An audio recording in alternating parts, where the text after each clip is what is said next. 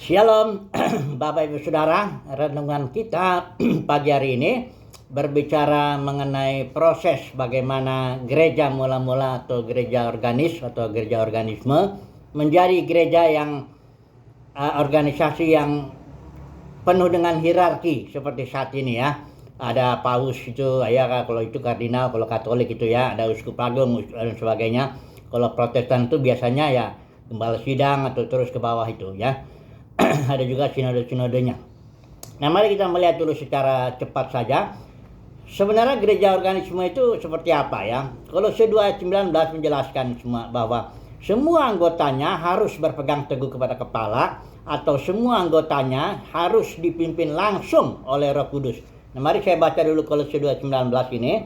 Dikatakan di sini, sedang ia tidak berpegang teguh kepada kepala, dari mana seluruh tubuh yang ditunjang dan diikat menjadi satu oleh urat-urat dan sendi-sendi menerima pertumbuhan ilahinya. Di sini urat-urat dan sendi-sendi dalam tubuh itu adalah berbicara tentang fungsi kepemimpinan. Jadi urat-urat dan sendi-sendi hanya fungsi saja kepemimpinan, tapi semua berpegang teguh kepada kepala. Dan akibatnya tubuh mengalami pertumbuhan ilahinya. Ya, inilah sebenarnya gereja organisme itu, di mana di Kisah Para Rasul itu disebutkan Roh Kudus itu berbicara, Roh Kudus melarang roh itu ada 70 kali dalam 28 pasal Kisah Para Rasul. Itulah dia gereja yang Yesus sedang membangun ya. Jadi bukan denominasi ya, yang ini nanti akan saya bicarakan nih, dari mana datangnya ini hierarki atau dari mana datangnya denominasi ini ya. Oke. Nah, jadi di dalam 1 Yohanes 2 juga dikatakan dalam diri kamu ada urapan, ada Kristus dalam batin itu. Engkau nggak perlu diajar, engkau bisa mendengar langsung suara Tuhan. Yesus juga bilang di dalam Yohanes 10, domba-dombaku mendengarkan suaraku. Jadi nggak perlu orang diajarin itu gimana cara mendengar suara Tuhan ya. Jadi kalau dia domba Yesus, otomatis dia bisa mendengarkan suara Kristus yang di dalam batinnya. Nah, inilah dia gereja organisme, dipimpin langsung oleh Roh Kudus, hidup dengan spontan, berdoa dengan spontan, memberi dengan spontan, menginjil dengan spontan, semuanya serba spontan, dipimpin Roh. Oke, sekarang kita masuk kepada gereja organisasi. Dari mana ini datangnya? Dimulai dari serangan serigala ganas. Dalam Kisah Para Rasul 20 ayat 30, Paulus berkata demikian. Bahkan dari antara kamu sendiri akan muncul beberapa orang yang dengan ajaran palsu mereka berusaha menarik murid-murid dari jalan yang benar. Jalan yang benar itu jalan yang mengikuti pimpinan Kristus itu ya. Jalan yang mengikuti pimpinan Roh Kudus. Jalan yang disebut ibadah dalam roh dan kebenaran. Ini dia menarik murid-murid kepada dirinya supaya mengikut mereka, mengikut para pemimpin. Nah, para pemimpin di dalam gereja mula-mula itu ada disebut para penatua. Itu selalu jamak ya. Ada disebut presbyteros, ini seorang yang istilah Yunani itu orang yang tua, yang dewasa ya, yang berpengalaman lah. Kemudian ada satu lagi istilah episkopos. Epi itu artinya di atas, skopos itu melihat. Jadi episkopos itu bisa melihat dari atas.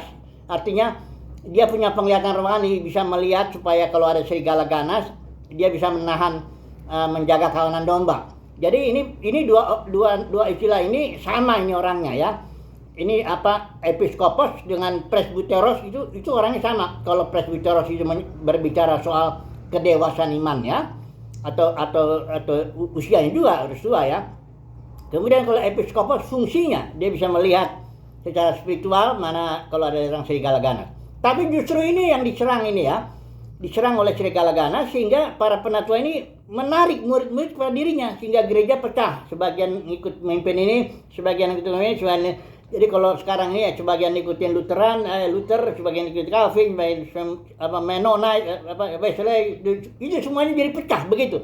Itu sebenarnya dari zaman gereja Yohanes juga, zaman Rasul Yohanes sudah pecah ya, oleh 7 gereja itu oleh ajaran palsu Jebel, Bian, Nikolaus. Kita nggak bicara yang itu. Yang penting sekarang kita tahu bahwa proses terjadinya dari gereja organisme kepada gereja organisasi itu adalah karena ada para pemimpin menarik murid-murid kepada dirinya. Harusnya pemimpin itu urat-urat dan sendi-sendi dia hanya memperlengkapi aja. Efesus 4 itu mengatakan ayat 11, 12, memperlengkapi, gak boleh menarik murid kepada dirinya, gak boleh bangun organisasi sendiri, bangun denominasi sendiri, bangun gedung sendiri, tarik uangnya lagi. Itu serangan serigala ganas ya. Oke. Nah, sekarang siapa dalam sejarah orang pertama ini yang mempromosikan hierarki lah, saya bilang itu ya, mempromosikan ajaran Nikolaus ini. Sejarah mencatat ada seorang yang namanya Ignatius itu uskup di Antioquia. Ini hebatnya orang ini. Dia mati martir di Roma itu, dan tapi dia mengajarkan bahwa episkopos dengan presbyteros itu beda. Episkopos itu yang jadi uskup, ini harus ada satu orang.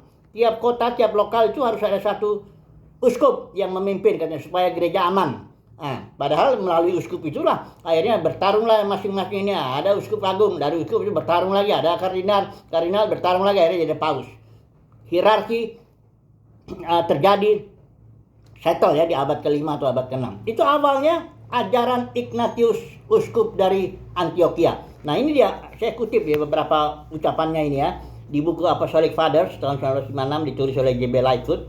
Dia bilang begini, halaman 65, dia bilang karenanya kita harus menganggap bishop sebagai Tuhan sendiri. Perhatikan ini perkataan Ignatius ya, saya kutip ini. Halaman 72, taatlah pada bishop. Kemudian halaman 84, kamu semua ikuti bishopmu. Jadi bukan suruh ikut Kristus dalam batin, enggak, ikuti bishopmu. Sama seperti Yesus Kristus mengikuti Bapa. Jadi ini adalah benih daripada serangan serigala ganas itu, dan yang akhirnya sekarang sudah biasa, sudah diterima itu. Pokoknya setiap umat Tuhan pasti punya pemimpinnya, pasti punya alirannya, pasti punya denominasinya ya. Dan itu sudah dianggap wajar. Padahal itu adalah akibat serangan serigala ganas yang menyerang para pemimpin gereja. Saudara lihat dalam Titus ya, bahwa episkopos dan presbyteros itu orangnya sama. Saya baca ya, Titus pasal 1 ayat 5 ya. Dia akan dipakainya bergantian ya. Perhatikan ya, aku meninggalkan engkau di Kreta dengan maksud ini supaya engkau mengatur apa yang masih perlu diatur, dan supaya engkau menetapkan penatua. Ini artinya presbyteros ya. Engkau menetapkan presbyteros. Terus ayat 7-nya, sebab sebagai pengatur rumah Allah seorang penilik jemaat, ini dibilang episkopos. Jadi kalau dipakai bergantian itu berarti sama orangnya. Dia juga para pemimpin gereja ya. Jadi artinya episkopos dengan presbyteros itu sama. Tapi Ignatius ini ngotot, tetap katanya episkopos itu beda, dia harus di atas. Nah, disinilah mulai hierarki ya. Nah, itulah mulai organisasi. Ada orang bantah kan gini, itu kan organisasi hanya alat di tangan pemimpin, alat aja untuk mengatur gereja. Iya, alat di tangan pemimpin, bukan di tangan Roh Kudus. Roh Kudus tidak butuh organisasi. Roh Kudus itu langsung mimpin setiap anggota jemaat menurut caranya. Ya, masa nggak bisa Roh Kudus mimpin dari batinnya. Tapi kalau organisasi memang dibutuhkan untuk pemimpin. Pemimpin itu menggunakan alat yang namanya organisasi untuk ngatur gereja ya. Pemimpin itu kan bikin rencana ya, bikin organisasi, bikin leadership ya, baru dia bikin sistem kontrol. Ya itu kan untuk pemimpin.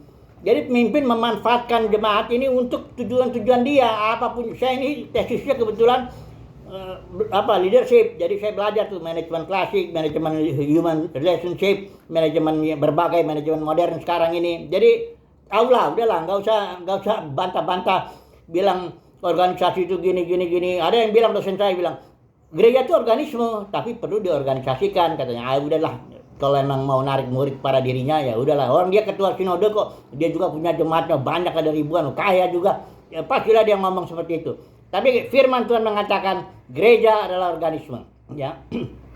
Langsung dipimpin oleh Roh Kudus ya. Nah, di dalam kitab Wahyu sebenarnya sudah dinubuatkan ya. Gereja organisme itu adalah perempuan di Wahyu pasal 12, yang gereja organisasi itu dari Wahyu pasal 17 ayat 18. Barangkali kita besok aja lah ya kita bicara soal ini ya. Kesimpulannya begini.